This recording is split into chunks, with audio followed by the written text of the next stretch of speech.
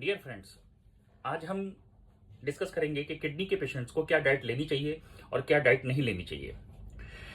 इसको शुरू करने से पहले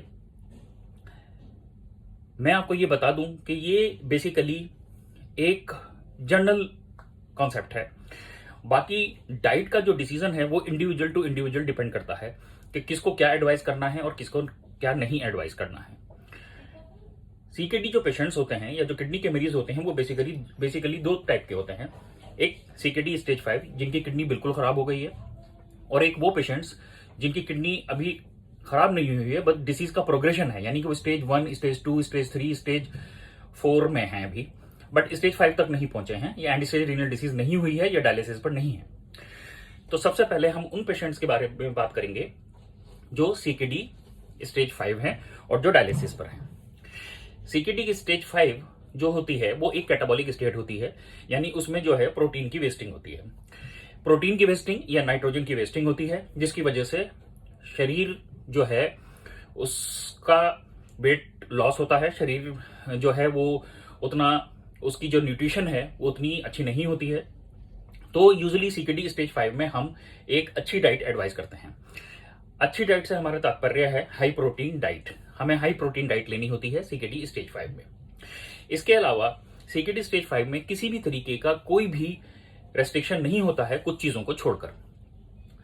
यूजुअली जो पेशेंट्स मेंटेनेंस हीमोडायलिसिस पर हैं और वो एडिक्वेट डायलिसिस करा रहे हैं, जो भी डोज उनको रिकमेंड किया गया है, यूजुअली 3 पर वीक डोज जो है मेंटेनेंस हीमोडायलिसिस का रिकमेंड किया जाता है, जो कि एक मिनिमम डोज है।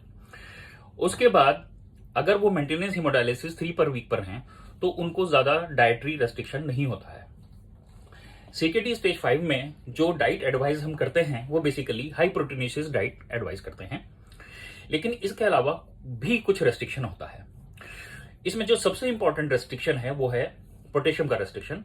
पोटेशियम का रेस्ट्रिक्शन इसलिए होता है क्योंकि पोटेशियम एक डेंजरस कैटायन है। अगर ये बढ़ जाता है तो ये बहुत सारी कॉम्प्लिकेशंस करा देता है। इसको शरीर से बाहर निकालने का काम यूजुअली किडनी करती है, लेकिन अगर मान लीजिए ये बाहर नहीं निकलता है तो फिर ये हार्ट के लिए बहुत ज्यादा डेंजरस होता है और ये कार्डियक अरिथमिया और कार्डियक अरेस्ट करा सकता है। पोटेशियम यूजुअली इसका कम होना भी डेंजरस होता है, इसका ज्यादा होना भी डेंजरस होता है, तो इसको एक नॉर्मल रेंज में रखना बहुत जरूरी है। तो सीकेडी स्टेज 5 में यूजुअली जो देखा जाता है वो हाइपर कैलीमिया देखा जाता है, यानी हाई पोटेशियम देखा जाता है, बिकॉज किडनी से पोटेशियम का रिमूवल नहीं हो रहा है, तो इसलिए इसको जो है नॉर्मल रखना बहुत जरूरी है। पोटेशियम कंटेनिंग डाइट जो है हमें बिल्कुल रेस्ट्रिक्ट करनी होती है सीकेडी स्टेज 5 पेशेंट्स में। पोटेशियम कंटेनिंग डाइट क्या होती है?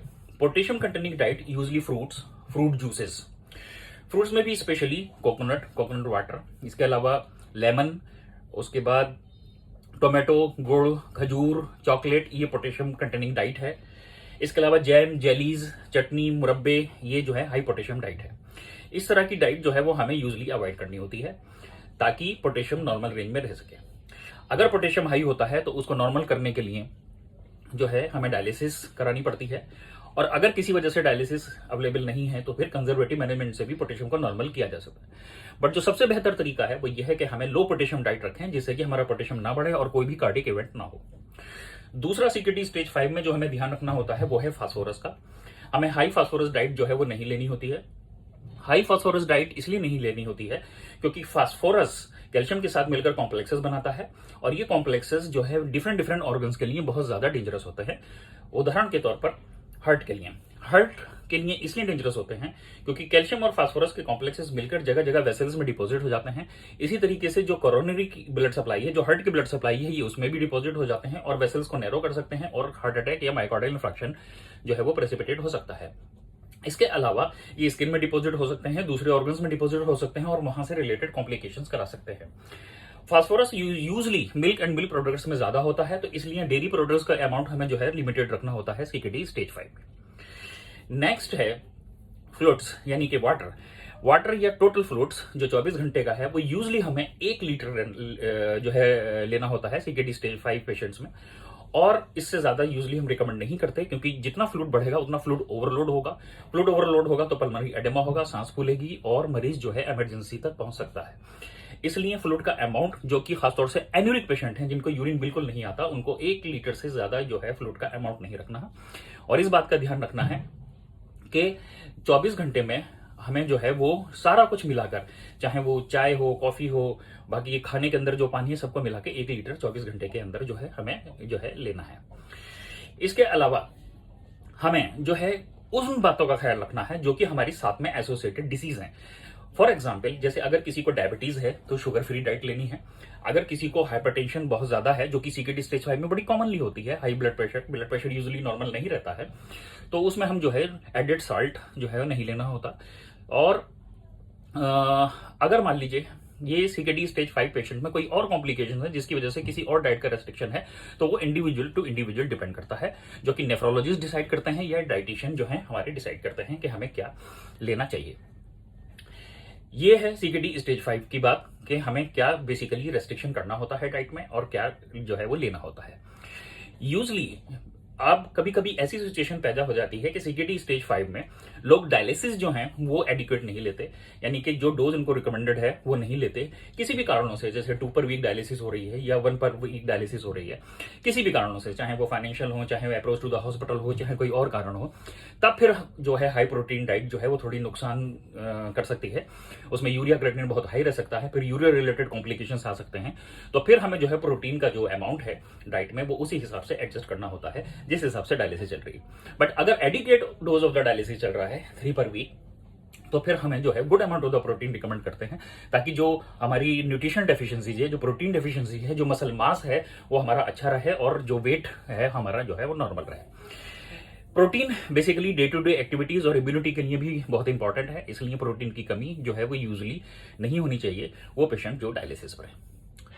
अब दूसरे पेशेंट्स हैं जो कि डायलिसिस पर नहीं है, उन्हें हम बोलते हैं प्रोग्रेसिव डिसीज या प्रोग्रेसिव किडनी डिसीज वाले पेशेंट्स। कोई सीकेडी स्टेज 2 में है, कोई 3 में है या 4 में है। इन पेशेंट्स में यूजुअली जो रिकमेंडेड गाइडलाइंस हैं या जो रिसेंट गाइडलाइंस हैं उनमें ये बताया गया है कि low protein diet with some medications जो हैं इस डिसीज प्रोग्रेशन को रोकते हैं, यानी कि जो क्रिएटिनिन बहुत तेजी से बढ़ रहा होता है वो धीरे धीरे बढ़ता है, जो डिसीज का जो प्रोग्रेशन है वो थोड़ा कम हो जाता है या रिटार्ड हो जाता है। इसमें लो प्रोटीन डाइट का रोल है, साथ में दवाइयों का रोल है। तो इसलिए यूजली इन पेशेंट्स में हम जो है वो प्रोटीन रेस्ट्रिक्शन करते हैं। लेकिन इसमें कुछ कंडीशंस ऐसी हैं जैसे कि मान लीजिए अगर बहुत ज्यादा प्रोटीन जो है यूरिन में लॉस हो गई है और यूरिन में प्रोटीन के लॉस होने से शरीर में प्रोटीन की कमी हो गई है, सीरम एल्बुमिन 2.8 से नीचे आ गया है, तो फिर यूजली हमें प्रोटीन का रेस्ट्रिक्शन यूजली नहीं करते हैं, क्योंकि उस प्रोटीन का अगर हम फिर और फर्दर रेस्ट्रिक्शन करेंगे तो बहुत ज्यादा शरीर में प्रोटीन की कमी हो जाएगी और जो इंपॉर्टेंट हमारे प्रोटीन से जुड़े हुए कुछ सब्सटेंसेस जो हैं वो यूरिन में रिलीज हो जाएंगे, उनकी कमी हो जाएगी और उनकी डेफिशिएंसी से आने वाले कॉम्प्लिकेशंस अपीयर होंगे। तो उस कंडीशंस में हमें यूजली प्रोटीन देनी होती है और प्रोटीन रिकमेंड करनी होती है, या कभी कभी हमें आईवी प्रोटीन या आईवी एल्बुमिन भी देने पड़ते हैं उसकी डेफिशिएंसी को पूरा करने के लिए। तो ये डिपेंड करता है इंडिविजुअल टू इंडिविजुअल। इसके अलावा प्रोग्रेसिव डिसीज या सीकेडी प्रोग्रेसिव डिसीज में अगर कोई एसोसिएटेड इलनेस है, जैसे कि डायबिटीज है, ब्लड प्रेशर है या कोई और एसोसिएटेड इलनेस है, तो उसके हिसाब से हमें जो है फ्लूइड को और उसके हिसाब से हमें डाइट को जो है वो डिसाइड करना होता है कि कितना अमाउंट हमें जो है वो देना है।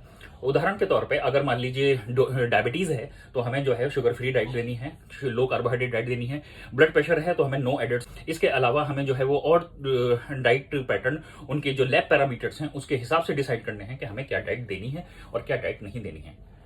तो फ्रेंड्स, ये बेसिकली जो है एक ओवरव्यू है, एक जनरल कॉन्सेप्ट है, लेकिन मैं फिर कहूंगा कि ये सब इंडिविजुअल टू इंडिविजुअल डिपेंड करता है। या आपके नेफ्रोलॉजिस्ट या आपके डाइटिशियन जिस तरीके से आपको जो है एडवाइस करते हैं कि भाई ये डाइट आपको रिकमेंडेड है, आपको वो फॉलो करना है। लेकिन एक general concept about CKD stage 5 और progressive disease of the CKD जो है वो यही है।